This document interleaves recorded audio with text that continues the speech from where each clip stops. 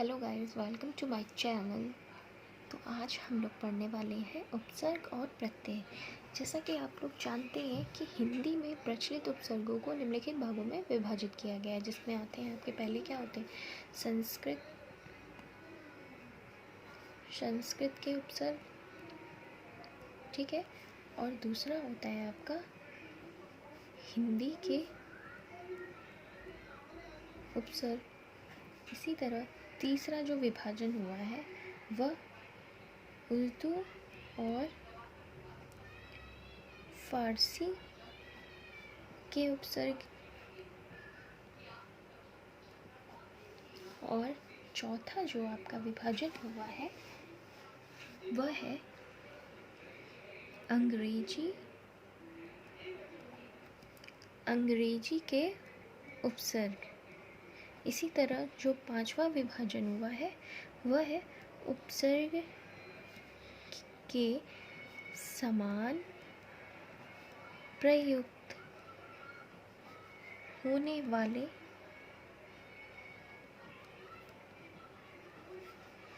संस्कृत के अवयव, ठीक है। तो अब हम जो है पढ़ने वाले हैं जो इसका पहला विभाजन हुआ है संस्कृत के उपसर्ग में, हम अब उसको पढ़ने वाले हैं। तो आइए पढ़ते हैं। मैं आपको बताना चाहूँगी कि जो पहला टॉपिक है इसका कि संस्कृत के उपसर्ग कैसे हम लिखते हैं, कैसे पहचानते हैं, तो उसमें आपके जो है टोटल बहुत सारे उपसर्ग आते हैं। जैसे कि हो गया आदि, अधि, अनु, अब, अभी, अब। जैसे क्वेश्चन आता है कि आपको पूछ लिया गया कि अत्यधिक में कौन सा उपसर्ग है, ठीक है। जैसे पूछ लिया कि प्रख्यात में प्रयुक्त उपसर्ग कौन से हैं। तो इस तरह से आपके एग्ज़ाम में क्वेश्चन आते हैं। तो आइए चलिए देखते हैं। तो मैं आपको बताऊं कि पहला जो आपका उपसर्ग आता है संस्कृत में वो है अति, ठीक है। इसका अर्थ क्या होता है? अधिक, ठीक है। अब आप लोग सोच रहे होंगे कि अति तो पढ़ लिया, इसका अर्थ होता है अधिक, बट इसमें क्वेश्चन कैसे पूछे जाते हैं मैं आपको वो भी बता दूं। जैसे कि पूछ लिया गया अत्यंत, अब आपको इसमें उपसर्ग बताना है। तो अत्यंत का उपसर्ग, इसमें जो उपसर्ग प्रेजेंट है वो होगा आपका अति। इसी तरह अत्यधिक, इसमें भी आपका उपसर्ग क्या है? अति, ठीक है। इसी तरह आपका हो गया अतिशय, इसमें भी आपका उपसर्ग क्या है? अति। इसी तरह हो गया अतिरिक्त, ठीक है। तो इसमें भी आपका उपसर्ग हो गया अति। तो इस तरह से क्वेश्चन आते हैं एग्ज़ाम में कि अत्यंत में कौन सा उपसर्ग प्रेजेंट है ये बताइए। तो आप वहाँ लिखेंगे कि अति, ठीक है। अति जो है वो संस्कृत वर्ड है, इसका अर्थ क्या होता है? अधिक, ठीक है। इसी तरह से दूसरा जो उपसर्ग है वो है अधि, ठीक है। तो अधि का अर्थ क्या होता है? ऊपर या फिर श्रेष्ठ, ठीक है। अब इसमें कैसे क्वेश्चन पूछे जाते हैं बता दूँ आपको मैं।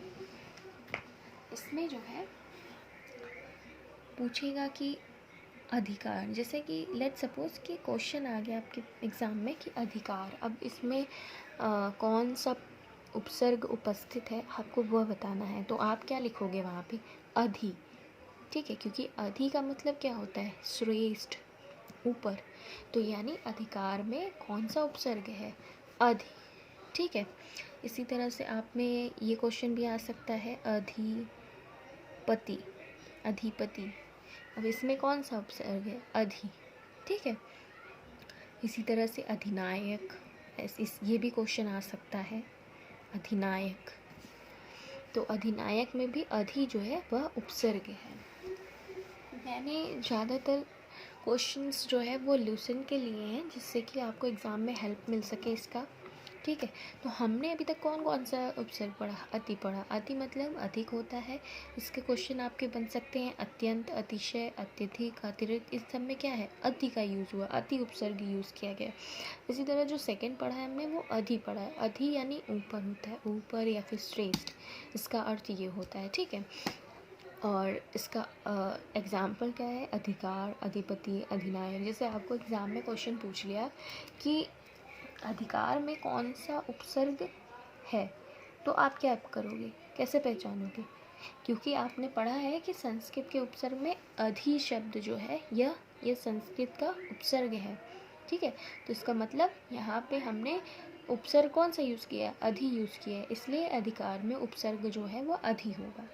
इसी तरह से अनु, यह भी सॉरी संस्कृत के उपसर्ग में है। इसमें अनु का मतलब क्या होता है? पीछे या फिर समान। ठीक है। अनु का मतलब होता है पीछे या फिर समान। अब इसके एग्जाम्पल्स क्या क्या हो सकते हैं? जैसे कि हम बोल दें अनुसार। ठीक है। अनुसार हम बोलते हैं ना, इसके अनुसार ये काम करो। जैसे कि अनुशासन, अनुशासन में रहना चाहिए हमें हमेशा। हमारे बड़े बोलते हैं ना कि हमें हमेशा अनुशासन में रहना चाहिए। तो अनुशासन में कौन सा उपसर्ग यूज़ किया गया? अनु यूज़ किया। इसी तरह अनुसार में कौन सा उपसर्ग यूज़ किया गया? अनु यूज़ किया गया। इसी तरह से आप अनुकरण, अब इसमें भी क्या हो रहा है? इसमें भी कौन सा उपसर्ग यूज़ हो रहा है? अनु उपसर्ग यूज़ हो रहा है। ठीक है। तो इसी तरह से संस्कृत के बहुत सारे उपसर्ग हैं जिसके बेस पे क्वेश्चन आते हैं एग्ज़ाम में। तो अभी जो है मैं आपको 2-3 उपसर्ग और बता दे रही हूँ। ठीक है। तो जैसे कि हमारा जो चौथा उपसर्ग है वो है अप। ठीक है। अब इसका अर्थ क्या होता है? अगर आपको अर्थ पता है तो आप एग्जाम्पल्स को बहुत अच्छे से समझ के उसका आंसर दे सकते हैं एग्ज़ाम में। ठीक है। तो अप मतलब होता है बुरा। ठीक है। बुरा या फिर हीन। अब जैसे एग्ज़ाम में क्वेश्चन पूछ लिया अपमान, अपमान, अपमान देख के ही समझ में आ रहा है या तो ये कोई बुरा चीज़ है या फिर कोई हीन की भावना इसमें आ रही। तो इसमें अपमान, अपमान में कौन सा उपसर्ग आ रहा है? अप आ रहा है। मैंने आपको बताया कि संस्कृत में उपसर्ग होता है अप, जिसका अर्थ होता है बुरा या फिर हीन। और अगर क्वेश्चन आ गया अपमान, अपमान शब्द से आप समझ रहे हैं कि यहाँ पे ये कोई बुरी चीज़ की ही बात की जा रही है, ये कोई हीन की भावना इसमें व्यक्त हो रही है, तो इसका मतलब हो गया इसमें जो उपसर्ग आएगा वह आपका आएगा अप। ठीक है। तो ये सारे हो गए आपके एग्जाम्पल संस्कृत के। और नेक्स्ट वीडियो में मैं आपको इसके कुछ क्वेश्चंस भी कराने वाली हूँ। जो संस्कृत के उपसर्ग होते हैं वो हम कैसे पहचानेंगे एग्ज़ाम में, इसका मैं आपको नेक्स्ट वीडियो में जो है कुछ क्वेश्चंस और एग्जाम्पल्स बताने वाली हूँ। अगर आपको मेरी ये वीडियोज़ अच्छी लगी होगी तो मेरे चैनल्स को सब्सक्राइब करिए, लाइक करिए और शेयर करिए। Thank you so much.